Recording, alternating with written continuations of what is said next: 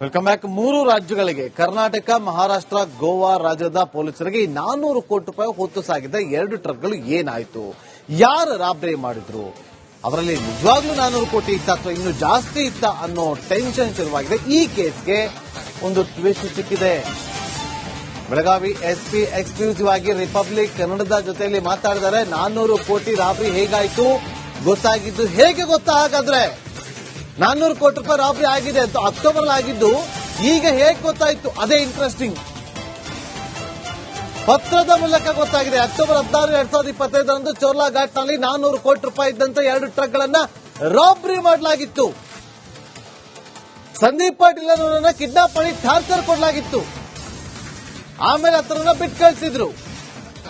ಈ ಪ್ರಕರಣ ಕರ್ನಾಟಕ, ಗೋವಾ, ಮಹಾರಾಷ್ಟ್ರ 3 ರಾಜ್ಯಗಳಿಗೆ ಸಂಬಂಧಪಡುತ್ತೆ.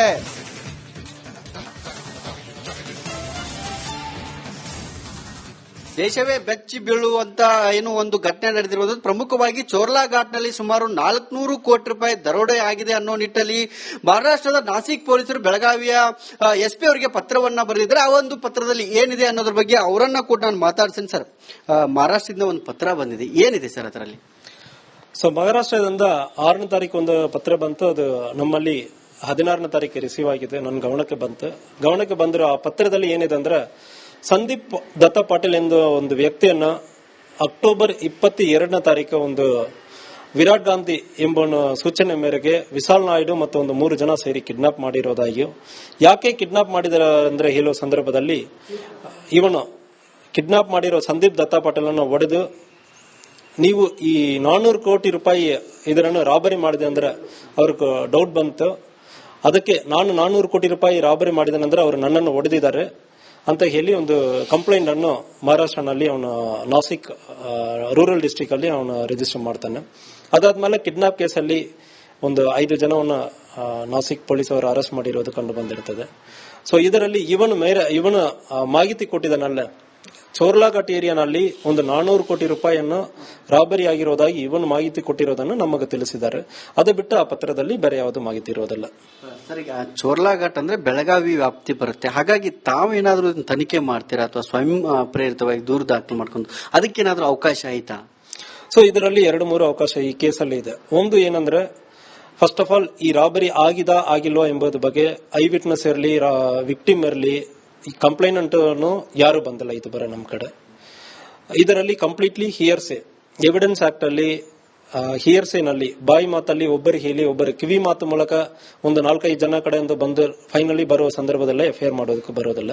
ಯಾವುದೋ ನಮಗೊಂದು ಪೀಸ್ ಆಫ್ ಎವಿಡೆನ್ಸ್ ಬೇಕು. ಈಗ ಎಫ್ಐಆರ್ ದಾಖಲು ಮಾಡೋದಕ್ಕೆ ಐ ವಿಟ್ನೆಸ್ ಇಲ್ಲ ಯಾರೋ ಒಬ್ಬರು ಬೇಕಾಗುತ್ತದೆ. ಈಗ ನಾಸಿಕ್ ಪೊಲೀಸ್ ಅವರು ಆಲ್ರೆಡಿ ಕಿಡ್ನಾಪ್ ಕೇಸಲ್ಲಿ ಎಫ್ಐಆರ್ ದಾಖಲು ಮಾಡಿದ್ದಾರೆ. ಅದು ವಿಚಾರಣೆ ನಡೀತಾ ಇದೆ.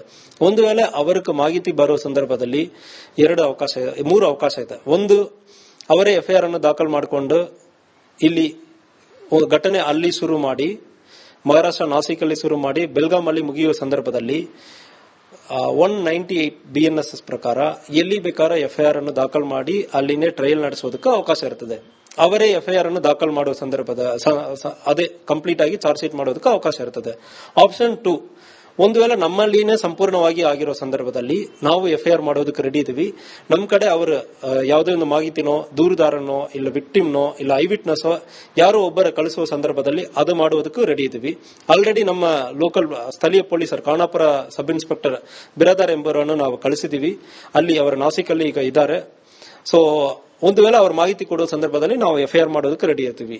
ಇಲ್ಲ ಅಂದ್ರೆ ಅವರು ಎಫ್ಐಆರ್ ಮಾಡಿ ತನಿಖೆ ನಡೆಸುವ ಸಂದರ್ಭದಲ್ಲಿ ನಮ್ಮ ಕಡೆಯಿಂದ ಏನು ಸಹಕಾರ ಬೇಕಾದ್ರೆ ಸಂಪೂರ್ಣ ಸಹಕಾರ ಕೊಡೋದಕ್ಕೂ ನಾವು ತಯಾರಿದ್ವಿ. ಅದ್ರ ಬಗ್ಗೆ ಪತ್ರವನ್ನು ಬರೆದಿದ್ದೀವಿ.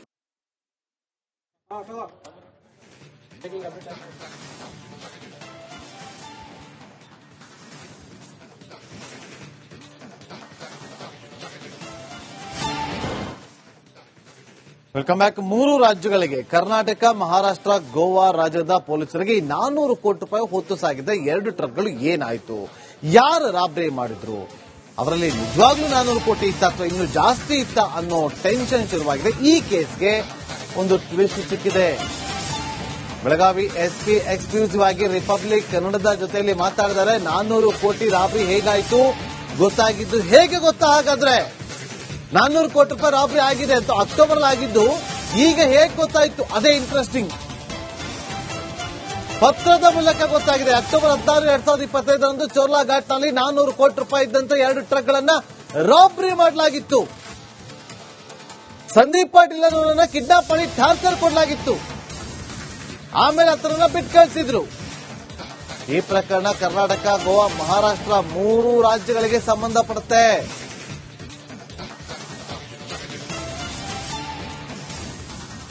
ದೇಶವೇ ಬೆಚ್ಚಿ ಬೀಳುವಂತ ಒಂದು ಘಟನೆ ನಡೆದಿರುವುದು. ಪ್ರಮುಖವಾಗಿ ಚೋರ್ಲಾ ಘಾಟ್ನಲ್ಲಿ ಸುಮಾರು 400 ಕೋಟಿ ರೂಪಾಯಿ ದರೋಡೆ ಆಗಿದೆ ಅನ್ನೋ ನಿಟ್ಟಲ್ಲಿ ಮಹಾರಾಷ್ಟ್ರದ ನಾಸಿಕ್ ಪೊಲೀಸರು ಬೆಳಗಾವಿಯ SP ಅವರಿಗೆ ಪತ್ರವನ್ನ ಬರೆದಿದ್ದಾರೆ. ಆ ಒಂದು ಪತ್ರದಲ್ಲಿ ಏನಿದೆ ಅನ್ನೋದ್ರ ಬಗ್ಗೆ ಅವರನ್ನ ಕೂಡ ನಾನು ಮಾತಾಡ್ತೀನಿ. ಸರ್, ಮಹಾರಾಷ್ಟ್ರದಿಂದ ಒಂದು ಪತ್ರ ಬಂದಿದೆ, ಏನಿದೆ ಸರ್ ಅದರಲ್ಲಿ?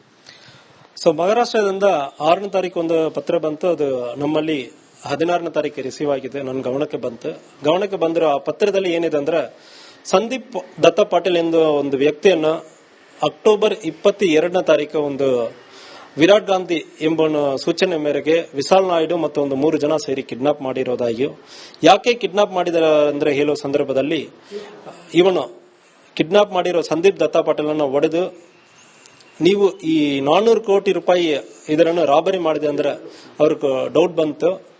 ಅದಕ್ಕೆ ನಾನು 400 ಕೋಟಿ ರೂಪಾಯಿ ರಾಬರಿ ಮಾಡಿದ ನಂತರ ಅವರು ನನ್ನನ್ನು ಹೊಡೆದಿದ್ದಾರೆ ಅಂತ ಹೇಳಿ ಒಂದು ಕಂಪ್ಲೇಂಟ್ ಅನ್ನು ಮಹಾರಾಷ್ಟ್ರನಲ್ಲಿ ಅವನು ನಾಸಿಕ್ ರೂರಲ್ ಡಿಸ್ಟ್ರಿಕ್ಟ್ ಅಲ್ಲಿ ಅವನು ರಿಜಿಸ್ಟರ್ ಮಾಡ್ತಾನೆ. ಅದಾದ್ಮೇಲೆ ಕಿಡ್ನಾಪ್ ಕೇಸಲ್ಲಿ ಒಂದು 5 ಜನವನ್ನ ನಾಸಿಕ್ ಪೊಲೀಸ್ ಅವರು ಅರೆಸ್ಟ್ ಮಾಡಿರೋದು ಕಂಡು ಬಂದಿರ್ತದೆ.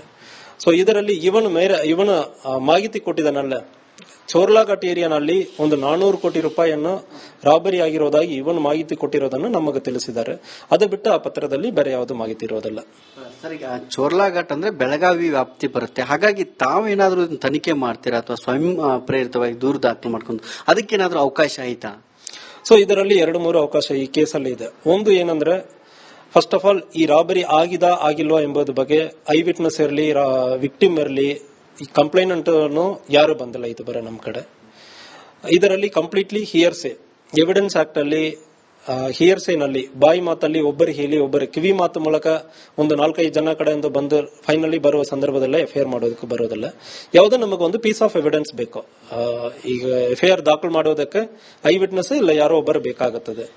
ಈಗ ನಾಸಿಕ್ ಪೊಲೀಸ್ ಅವರು ಆಲ್ರೆಡಿ ಕಿಡ್ನಾಪ್ ಕೇಸಲ್ಲಿ FIR ದಾಖಲು ಮಾಡಿದ್ದಾರೆ. ಅದು ವಿಚಾರಣೆ ನಡೀತಾ ಇದೆ. ಒಂದು ವೇಳೆ ಅವರಿಗೆ ಮಾಹಿತಿ ಬರುವ ಸಂದರ್ಭದಲ್ಲಿ 3 ಅವಕಾಶ ಇದೆ. ಒಂದು, ಅವರೇ FIR ಅನ್ನು ದಾಖಲು ಮಾಡಿಕೊಂಡು ಇಲ್ಲಿ ಘಟನೆ ಅಲ್ಲಿ ಶುರು ಮಾಡಿ, ಮಹಾರಾಷ್ಟ್ರ ನಾಸಿಕಲ್ಲಿ ಶುರು ಮಾಡಿ ಬೆಲ್ಗಾಂ ಅಲ್ಲಿ ಮುಗಿಯುವ ಸಂದರ್ಭದಲ್ಲಿ 198 BNSS ಪ್ರಕಾರ ಎಲ್ಲಿ ಬೇಕಾದ್ರೆ FIR ಅನ್ನು ದಾಖಲು ಮಾಡಿ ಅಲ್ಲಿನೇ ಟ್ರಯಲ್ ನಡೆಸೋದಕ್ಕೆ ಅವಕಾಶ ಇರ್ತದೆ. ಅವರೇ FIR ಅನ್ನು ದಾಖಲು ಮಾಡುವ ಸಂದರ್ಭದ ಅದೇ ಕಂಪ್ಲೀಟ್ ಆಗಿ ಚಾರ್ಜ್ ಶೀಟ್ ಮಾಡೋದಕ್ಕೆ ಅವಕಾಶ ಇರ್ತದೆ.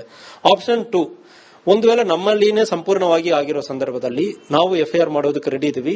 ನಮ್ಮ ಕಡೆ ಅವರು ಯಾವುದೇ ಒಂದು ಮಾಹಿತಿನೋ, ದೂರುದಾರನೋ, ಇಲ್ಲ ವಿಕ್ಟಿಮ್ನೋ, ಇಲ್ಲ ಐ ವಿಟ್ನೆಸ್ ಯಾರೋ ಒಬ್ಬರ ಕಳಿಸುವ ಸಂದರ್ಭದಲ್ಲಿ ಅದು ಮಾಡುವುದಕ್ಕೂ ರೆಡಿ ಇದೀವಿ.